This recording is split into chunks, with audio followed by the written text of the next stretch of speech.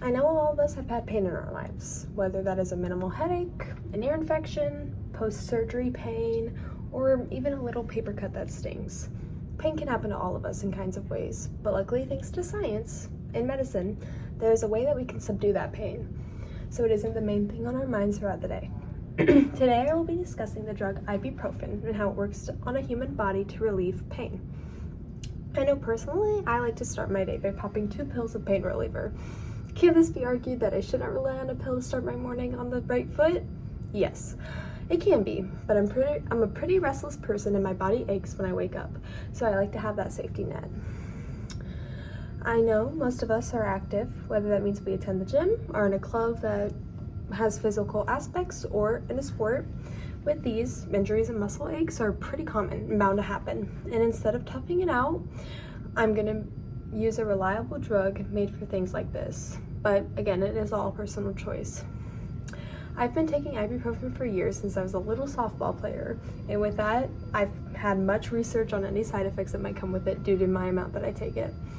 We'll be going through 3 subjects today, including what's in ibuprofen that relieves pain, how it goes to a certain part in the human body, and some side effects that come with it. Let's begin with what ibuprofen truly is.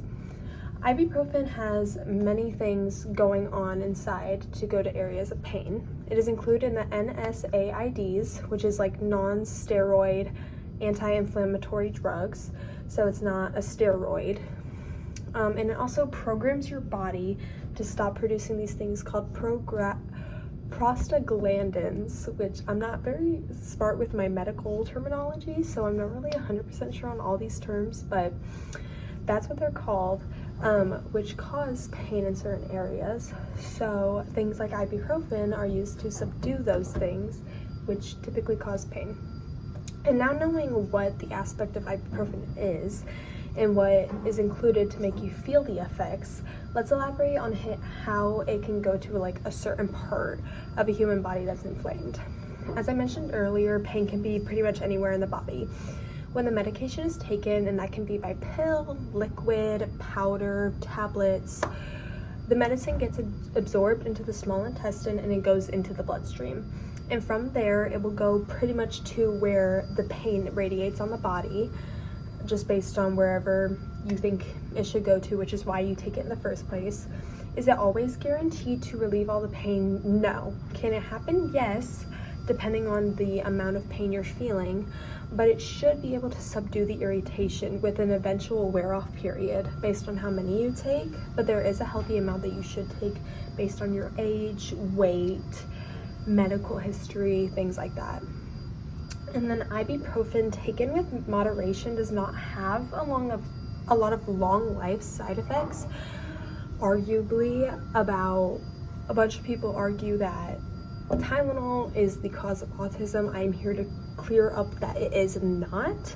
It's very much not the cause of autism, but there are some short-term effects that are able to occur based on how your body personally takes medicine.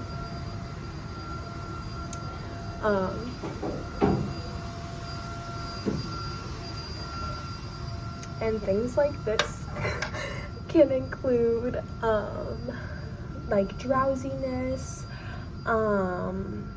more ability to not focus, things like that. And more is a mental kind of game that you're playing when you take an ibuprofen, especially too many, which is good to always do your research before taking said pill or any way that you take them.